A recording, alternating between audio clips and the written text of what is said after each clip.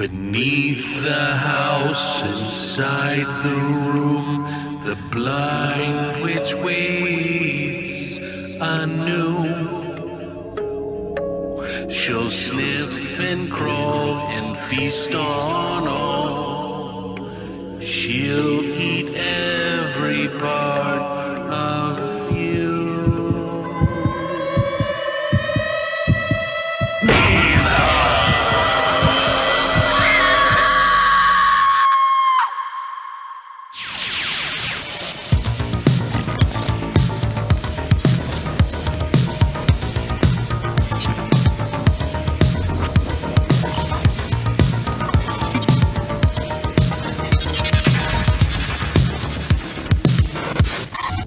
What's up, guys, and welcome back to Beyond the Void Horror Podcast. My name is Alex, and today we're going to be doing a spoiler-free review of a new movie that has just come out called Beezel.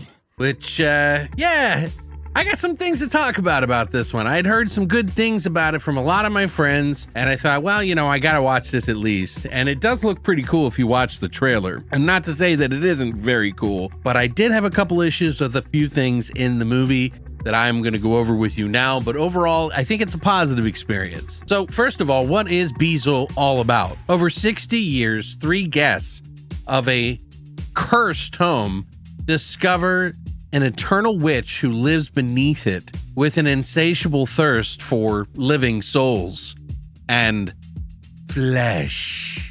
Where's the beef? This is by director Aaron Fradkin, who has done a few other films that I had not actually checked out. Also written by Aaron Fradkin and Victoria Fradkin, who both appear in the movie as some of the third act's characters. So they're like the main kind of course of this whole puzzle that is Beezel. Now, one of the things up front that I really liked about this film is that it wasn't like a typical film, kind of broke itself up into different pieces. It almost kind of felt like an anthology of one house. Like there's like multiple different stories that are going on here, which, to be honest with you, I thought was kind of refreshing and new. Not only that, the camera work in this is actually pretty freaking amazing. They do some really good static shots, slightly moving shots, things that are very much proportionately in frame that make it look like, in a way, long legs. It comes to mind, as a matter of fact. Christina even said while we were watching it, she's like, this has like long legs kind of vibes about it. And she wouldn't be wrong.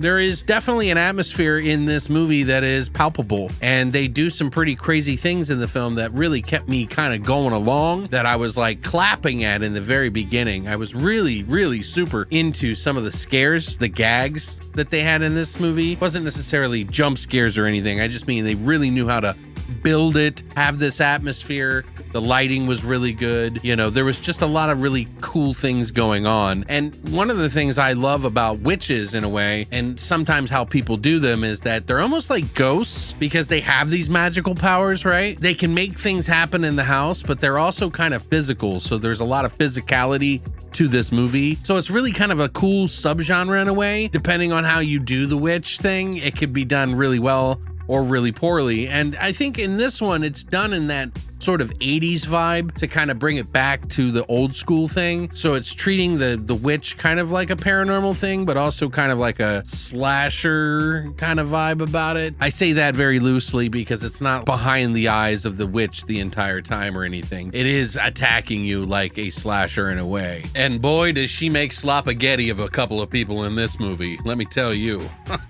Which, speaking of which, the director and the writers took from his own personal like nightmares that he has as a kid. This is actually the house that he grew up in as a child. So there was like all these nightmares and things about these kind of things that were happening in the house, and he applied them to the movie. So I thought that was kind of cool, although some of them are not so kid friendly. So, person on person friendly. Yeah.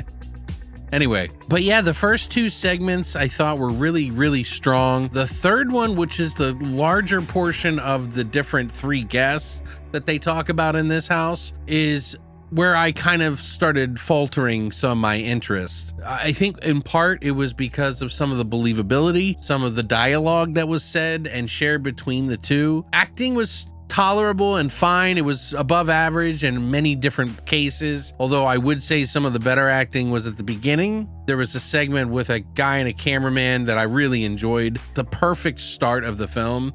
And I really enjoyed that part a lot. There was a lot of other scary parts in the movie that they did really good, like in your face kind of stuff that I really liked. It has its moments, but there are some flaws about it. And I think it is that dialogue and some of the sort of, believability at the very end. It's like suddenly it just sort of came apart. Like the mystery as it unveiled itself was kind of, I wasn't really getting into it. And that version of the witch in the third part just didn't feel right for me. Like there's moments that I liked that I thought were cool. I don't know. There's something, it just kind of faltered a little bit and took away from the score. I definitely still think it's a fun watch. It's not like a hard watch. I was just a little disappointed by the end. And that's going to be different for everybody, obviously. I have friends who absolutely adore this movie, and I don't dislike it. I just was a little disappointed, like I said, from where it started to where it kind of ended up, because it starts off pretty strong and the mystery around it is actually pretty awesome. So I really kind of enjoyed what they did here. So there's obviously talent involved, and I would love to see more of this kind of thing in other movies that the Aaron and Victoria and everybody do. But yeah, some of the dialogue in the last bit of that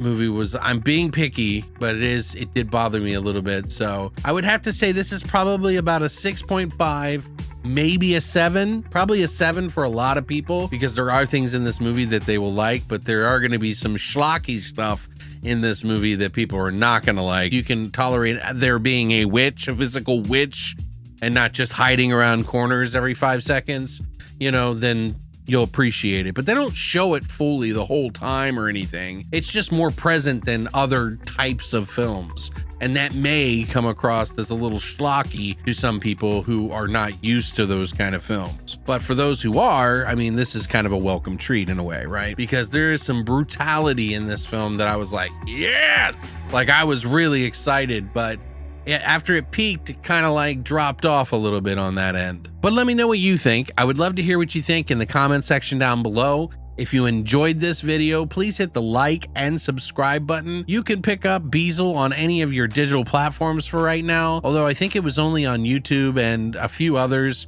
for a little while, and it might have opened up to other digital outlets, but it's pretty new, so maybe that's why. Just know it's up. If it's not on your favorite preferred service, just check a few others. Thanks for coming by, guys. Really appreciate your support. Voidtober is coming. I am working on some stuff. There's been a lot of crazy things happening behind the scenes that have been really exciting, so I'm excited to talk about them with you. I'm going to be doing a lot of fun things for Voidtober, and most of them are going to be kind of surprises and not as planned out like last time, because we haven't done the podcast in a while, and we're possibly going to be doing something for the Halloween season in Voidtober for that. But I also am going to have a bunch of different things going on, so just be on the lookout. Be prepared and stay locked to the channel and hit that little bell notification to let you know when I got everything coming out. Thanks for watching, and as always, long live the Void.